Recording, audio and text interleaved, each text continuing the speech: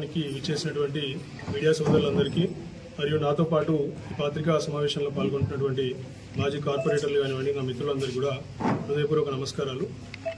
వాస్తవానికి ఈరోజు ఒక 4-5 అంశాల పట్ల ప్రెస్ మీట్ పెడుతున్నాను నేను. మొదటి అంశం ఏంటంటే ఒక 3 రోజుల క్రితం అనుకుంటా ఈ ప్రాంత కాంగ్రెస్ పార్టీ సీనియర్ నాయకులు గుమ్మడి కుమారస్వామి గారు ఒక ప్రెస్ మీట్ పెట్టడం జరిగింది. ఈ ప్రాంతంలో ఉన్నటువంటి అతి తక్కువ ఎక్స్పీరియన్స్డ్ నాలెడ్జబుల్ లీడర్స్ ఆయన ఒకరు.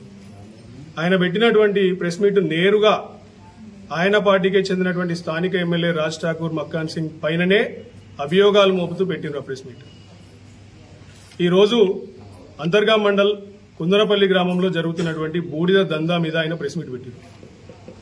ఆయన అంటున్నటువంటి విషయం ఏంటంటే ఇవాళ కుందనపల్లి గ్రామానికి చెందినటువంటి కొందరు దళిత మరియు బహుజన వర్గాలకు చెందినటువంటి కొందరు మిత్రులు సోదరులు ఎన్టీపీసీలో వాళ్ళకున్నటువంటి బూడిద చెరువులో మరి కాంట్రాక్ట్ దక్కించుకున్నారు. ఆ సోదరులు ఎవరైతున్నారో ఆ కాంట్రాక్ట్ దక్కించుకున్నటువంటి వ్యక్తులు ఎవరైతున్నారో వాళ్ళు నేరుగా దక్కించుకున్నటువంటి కాంట్రాక్ట్ తోని అక్కడికి వెళ్లి బూడిదని తీసుకొని మరి తరలిద్దామని చెప్పేసి అక్కడికి పోతే స్థానికంగా కొందరు వ్యక్తుల్ని పెట్టి బెదిరించి దాన్ని ఒక శాంతి భద్రతల సమస్యగా చిత్రీకరించి స్థానిక ఎస్ఐ గారిని దాంట్లోకి లాగినరు. ఎస్ఐకి ఏమవసరం అండి నాకు అర్థం కాదు దీంట్లో. వాస్తవంగా బరాబర్ బాజాప్తాలు కాంట్రాక్ట్ దక్కించుకున్నారు, టెండర్ దక్కించుకున్నారు, వాళ్ళు అమ్ముకుంటారు. ఈయనే కాంట్రాక్ట్ దక్కించుకున్న వాళ్ళకే ఫోన్లు చేసి బెదిరించలేదు. ఈ మాట నేను చెప్తలేను, మళ్ళా నా గురించి నేను చెప్తున్నట్టు కోటి చేయకండి. ఈ మాట చెప్పింది స్వయానా కాంగ్రెస్ నాయకుడు గుమ్మడి కుమారస్వామి గారు.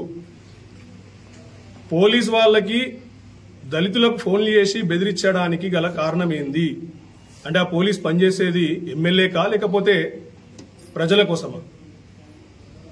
ఎవరైతే ఆ దళిత బిడ్డలు ఇలా కాంట్రాక్ట్ దక్కించుకున్న ఉన్నారో హైకోర్టు నుండి ఈ దగ్గర హైకోర్టు నోటీస్ కూడా ఉంది, నోటీస్ ఆర్డర్ కాపీ ఉంది, మీకు తర్వాత ఇస్తాను. ఇది ఈ హైకోర్టు నుండి తెచ్చుకున్నటువంటి ఆర్డర్ కాపీ. ఇది వాళ్ళు బాజాప్తా బరాబర్ అడిగి పోయి చేసుకుంటారు పని. నీకేం నొప్పా నాకు అర్థం కాదు.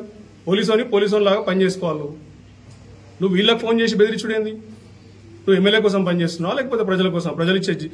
ప్రజలు కట్టే పనుల ద్వారా నీకు జీతం వస్తుందా లేకపోతే ఎమ్మెల్యే గిట్ట ఏమైనా చాట్ మాట ఏమైనా పైసలు ఇస్తున్నా నీకు? ఈ భాగవతం బయట పెట్టాలని చెప్పేసి అలా నేను ఇక్కడికి రావడం జరిగింది. ఇది దాదాపు ఆషామాషి ఏదో చిన్న చిత్క విషయం కాదు, 100 కోట్ల విషయం. ఇది ఈ బూడిద నమ్ముకుంటూ సంపాదించుతున్నటువంటి మ్యాటరు 100 కోట్లు దాటిపోయింది ఆల్రెడీ. ఇది తెలుసు ఎవరెవరు దీంట్లో ఉన్నారు. అలిబిలిగాడు ఎవడు లేకపోతే ఇంకోడెవడు వీళ్ళందరి పేర్లు తెలుసు. అందరికీ కూడా రానున్న రోజుల్లో బయట పెడతాం సాక్ష్యాధారాలతో సహా. మీరు ఆ రోజు ఏమన్నారు? ఎన్నికల ముందు ఎన్టీపీసీకి సంబంధించినటువంటి బూడిద టెండర్ కేవలం అక్కడ భూ నిర్వాసితులు ఎవరైతే భూమి కోల్పోయినటువంటి వ్యక్తులు ఉన్నారో కుందనపల్లి గ్రామానికి చెందినటువంటి వాళ్ళకే ఇప్పిస్తాను, వాళ్ళే దాని ద్వారా మరి బూడిద అమ్ముకొని తద్వారా కొంత జీవనోపాధి పొందొచ్చు అని చెప్పినాము. ఏం చేసినాం మరి వచ్చినాక? ఇక్కడ ఉన్నటువంటి లారీ అసోసియేషన్ లో ఉన్నటువంటి లారీ ఓనర్లకు పొట్ట కూడా కొడుతున్నావు. ఇలా వాళ్ళు కూడా లబోదిబోని మొత్తుకుంటున్నారు నీ చర్యల వల్ల. వాళ్ళని పక్కన పడేసినావు. ఎక్కడి నుంచో కోదాడు నుంచో ఎక్కడి నుంచో లారీలు వస్తున్నాయి ఇడికి.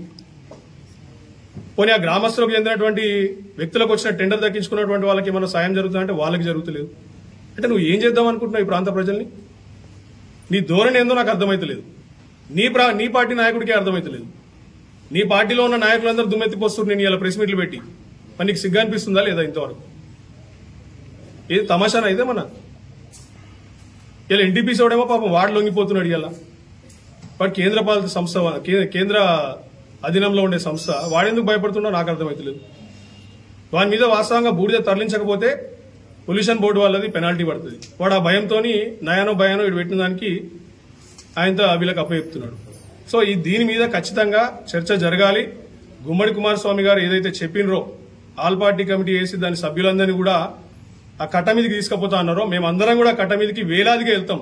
అక్కడ జరుగుతున్నటువంటి స్కామ్ ని బయట పెడతాం, నిన్ను గుంజుతాం. ఈ స్కామ్ ని కూడా బొంద పెడతాం ఖచ్చితంగా. ఇదొక విషయం. రెండోది, నేను ఒక పని జరిగింది, కేబినెట్ నిర్ణయం తీసుకున్నారు. 3 800 మెగావాట్స్ పవర్ ప్లాంట్స్ ఈ రాష్ట్రంలో శాంక్షన్ చేస్తున్నట్టు కేబినెట్ అప్రూవల్ తెలిపింది. దాంట్లో మన ప్రాంతానికి ఎన్టీపీసీ 800 మెగావాట్స్ పవర్ ప్లాంట్ మనకు కూడా వస్తుంది. అయితే దాంట్లో అది ఎన్టీపీసీకి వస్తుందా జెన్కోకి వస్తుందా అని ఇప్పటిదాకా ఎవరికి కూడా స్పష్టత లేదు. కేబినెట్ సమావేశం అయిపోయింది, 4 రోజులు గడుస్తుంది. ఆయన ఆలు లేదు సూలు లేదు కొడుకు పేరు సోమలింగం అన్నట్టు ఇంత పటాకాలు వేల్చిరు, డూమ్ డామ్ అన్నారు. తెల్లారు లేవగానే మాజీ మంత్రివర్యులు మా అగ్రనాయకులు హరీష్ రావు గారు ప్రెస్ మీట్ పెట్టి దీనిలో ఉన్నటువంటి స్కామ్ ఏందో బయట పెడితే ఇలా వారి దిష్టి బొమ్మలకు దానం చేస్తారు. మీరు స్కామ్లు జరగబోయేది మీ అధీనంలో, స్కామ్లు చేయబోయేది మీరు. ఇలా 800 మెగావాట్స్ పవర్ ప్లాంట్ రావడం స్వాగతిస్తున్నాం. కాకపోతే చాటుమాటన దాన్ని కన్స్ట్రక్షన్ చేసే చాటుమాటన ఎన్ని వేల కోట్ల అవినీతి జరగబోతుంది, ఎన్ని వేల కోట్లు నీ చేతికి వస్తున్నాయి రాజ్ ఠాకూర్, ఇవన్నీ బయట పెడతాం రానున్న రోజులు. మేం యాదాద్రి పవర్ ప్లాంట్ కట్టిన రోజు అది కూడా without pollution control management system తో, FGD అని ఉంటుంది వీళ్ళకి, కొన్ని ఫ్యూయల్ గ్యాస్ అదేదో పొల్యూషన్ ని కంట్రోల్ చేసే మెకానిజం, అది కూడా పెడతలేరు వీళ్ళు. అది పెట్టక ముందే వీళ్ళకి 15-16 కోట్లు అవుతుంది. అంటే దాదాపు దీన్ని చాటుమాటిన ప్రతి ఒక్క పవర్ ప్లాంట్ ఇక్కడ 3 800 మెగావాట్స్ పవర్ ప్లాంట్లు ఈ తెలంగాణ రాష్ట్రంలో కడుతూ వీళ్ళు సుమారు 12,000 నుంచి 15,000 కోట్ల ప్రజాధనాన్ని దొబ్బితినే కార్యక్రమానికి ఒక శ్రీకారం చుట్టారు. దాన్ని ఇలా హరీష్ రావు గారు బయట పెడితే ఆయన దిష్టి బొమ్మలు దగనం చేస్తారు. సిగ్గుందా మీకేమైనా కొంచెమైనా కాంగ్రెస్ నాయకులారా? ఇలా వేల కోట్ల అవినీతి పాల్పడేది మీ ఎమ్మెల్యే, మీ పవర్ మినిస్టర్, మీ ముఖ్యమంత్రి గారు. దాన్ని అడిగితే హరీష్ రావు గారి మీద దుమ్మెత్తిపోస్తుంది. మీకు చేతనైతే మీరు నిజంగా చేసింది న్యాయమైన పని అని మీకు అనిపిస్తే గిట్ట కమాన్, నేను ఛాలెంజ్ చేస్తున్నా, ఎమ్మెల్యే నువ్వు వచ్చి ఇక్కడ ప్రెస్ మీట్ పెట్టి ఇదే ప్రెస్ క్లబ్ లో నువ్వు పెట్టు, దీనిలో ఎటువంటి కరప్షన్ జరగబోదు, దీనిలో ఎటువంటి కోట్లు ఎవరి చేతులకు పోవు అని చెప్పేసి నువ్వు ప్రెస్ మీట్ పెట్టి నువ్వు చూపించు, నిరూపించు. ప్రతిపక్ష పనులు మాట్లాడితే దాన్ని కూడా తీసుకోలేనటువంటి కుసంస్కారాలు ఉన్నారు. స్థానికంగా ఇలా కాంగ్రెస్ పార్టీ అభ్యర్థి ఎంపీ ఇక్కడ గడ్డం వంశీకృష్ణ గారు, ఆయన ఏ పార్టీ తరఫున గెలిచినా గానీ స్థానికంగా అందరూ అన్ని పార్టీలకు చెందినటువంటి వారు, అన్ని వర్గాలకు చెందినటువంటి వాళ్ళు ఓటేస్తేనే ఆయన ఎంపీ అయింది. అంటే మా ఎంపీ, నా పెద్దపల్లి ఎంపీ అని నేను గర్వంగా చెప్పుకుంటా. ఎవరైనా ఏ పార్టీకి సంబంధించినటువంటి వ్యక్తి అయినా, నా ఎంపీని నువ్వు నీ పార్టీకి చెందినటువంటి ఎంపీనే నువ్వు ప్రోటోకాల్ పాటించకుండా గౌరవం ఇవ్వకపోతే కొంచెమన్నా దీనికి ఏమైనా అర్థం ఉందా? అంటే కేవలము ఎంపీ గారు దళిత వర్గానికి చెందినటువంటి వ్యక్తి అని చెప్పేసి ఈయన అహంకారం చూపిస్తూ ఆయనను అవమానిస్తున్నాడు. ఇది కూడా వాళ్ళని ఏం చెప్పింది కాదు, గుమ్మడి కుమారస్వామి గారు బయటపెట్టారు. తప్పెవరు చేసినా తప్పని చెప్పి అనాలి, ఆ ధైర్యం ఉండాలి, గట్స్ ఉండాలి. నేను చెప్తున్నా, నువ్వు చేసింది బరాబర్ తప్పు. నీకు దమ్ముంటే ప్రోటోకాల్ పాటించు, ఎంపీ గారిని ప్రతి కార్యక్రమానికి ఇన్వైట్ చేయి. నీకు ఆయనకి ఏమైనా లొల్లీలుంటే బయట చూసుకోండి. మీరు ప్రభుత్వ కార్యక్రమాలకి ఎంపీ గారిని ప్రోటోకాల్తో పిలవాలి. అది తెలుసుకో, ఫస్ట్ ప్రోటోకాల్ విషయాలు ఏందో తెలుసుకో. ఒకటి అసెంబ్లీలో బుక్ ఇస్తారు, ప్రోటోకాల్ బుక్, ఆ బుక్ చదువుకో ఒకసారి. 4వ అంశం, నిన్నగాక మొన్న మనం చూసినాం, పెద్దపల్లి జిల్లాలో మానేర్ నది పొంటి ఉన్నటువంటి చెక్ డ్యామ్ ని దుండగులు బాంబులతో వేల్చేసి ఇసుక మాఫియా దుండగులు. ఈ రాష్ట్రంలో ఇవాళ కాంగ్రెస్ ప్రభుత్వం ఏర్పాటు నుంచి ఏదైనా మాఫియా అడ్డదిడ్డంగా చెలరేగిపోయి కోట్లు సంపాదిస్తుందా అంటే అది కేవలం ఇసుక మాఫియాని. ఈ నియోజకవర్గం ఆ నియోజకవర్గం అని ఉండదు. కొన్ని నియోజకవర్గాలలో నదులుంటాయి, అక్కడి నుంచి దోసుకుంటారు. కొన్ని నియోజకవర్గాలలో ఒర్రెలుంటాయి, వాగులు వంకలుంటాయి, ఆడ నుండి దోసుకుంటారు. మొత్తానికి రైతులకు ఉండాల్సినటువంటి కట్టినటువంటి చెక్ డ్యాములను కూడా వేల్చేసిరంటే ఇలా మాఫియా ఎంత ఎత్తున పెట్టరైపోతుందో మీరు చూడాలి. అంటే అధికార పక్షపు నాయకుల అండదండలు లేకపోతేనే ఇది జరుగుతుందండి. నాకు అర్థం కాదు. జిలెటిన్ స్టిక్స్ వాళ్ళు తెచ్చుకొని ఒక డ్యామ్ ని వేల్చేంత ధైర్యం వచ్చింది అని అంటే ఈ రాష్ట్రంలో పరిపాలన ఎంత దరిద్రంగా తయారైందో ఇలా ప్రజలు ఒకసారి గమనించాలి. భయం లేదు, పోలీసు వాళ్ళంటే భయం లేదు, లేకపోతేనే ఇది జరుగుతుందండి. నాకు అర్థం కాదు. జిలెటిన్ స్టిక్స్ వాళ్ళు తెచ్చుకొని ఒక డ్యామ్ ని వేల్చేంత ధైర్యం వచ్చింది అని అంటే ఈ రాష్ట్రంలో పరిపాలన ఎంత దరిద్రంగా తయారైందో ఇలా ప్రజలు ఒకసారి గమనించాలి. భయం లేదు, పోలీసు వాళ్ళంటే భయం లేదు, వ్యవస్థ పట్ల నమ్మకం లేదు, గూండాగిరి, గూండాలే వచ్చి బాంబులు వేల్చేసి ప్రభుత్వ ఆస్తులను ధ్వంసం చేస్తా ఉంటే గడిబిక్తురా మీరు? నాకు అర్థం కాదు. ఏం చేస్తున్నారు పోలీస్ వ్యవస్థ కానీ, రెవెన్యూ వ్యవస్థ కానీ, కలెక్టర్ గారు ఏం చేస్తున్నారు వీళ్ళంతా? అక్కడ బాజాప్తా మన మా మంత్రి గారు, మా మాజీ మంత్రి గారు హరీష్ రావు గారు పోయి అక్కడ ప్రెస్ మీట్ పెట్టి దీనికి స్థానికంగా ఉన్నటువంటి ఎమ్మెల్యేకి మరి వాళ్ళిద్దరు కూడా ఏదో లోపాయికార ఒప్పందం ఉన్నది కాబట్టి అది జరిగింది, స్థానిక ఎమ్మెల్యే అండదండలతోనే అది జరిగిందని చెప్పారు. దానికి వల్ల మా పార్టీ కార్యకర్తలు కొందరు నాయకులు పోయి ఆడ దీన్ని పరిశీలిద్దామని పోతే అక్కడ గుండాగిరి చేస్తారు కొందరు కాంగ్రెస్ వాళ్ళు. ఈ రాష్ట్రంలో ఏ నియోజకవర్గంలో కూడా ప్రశాంతత లేదు. ఏడమైన గుండాగిరి, రౌడీజం, దౌర్జన్యాలు. ఇచ్చినటువంటి హామీల మీద దృష్టి పెట్టండి రా అయ్యా అని మిమ్మల్ని ఎన్నుకుంటే అడ్డదిడ్డంగా ఇలా దోచుకోవడానికి తయారైంది. ఇసుక దోస్తున్నారు, బూడిద, మట్టి,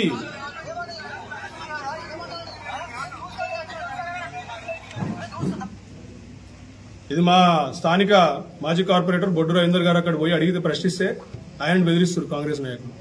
ఇచ్చినటువంటి హామీల మీద దృష్టి పెట్టే సంస్కారం లేదు. ఆ హామీల్ని ప్రజలు ఎక్కడ గల్లబట్టుకొని మిమ్మల్ని ప్రశ్నిస్తారని చెప్పి భయంతో ఇలా అడ్డదిడ్డంగా డైవర్షన్ టాక్టిక్స్.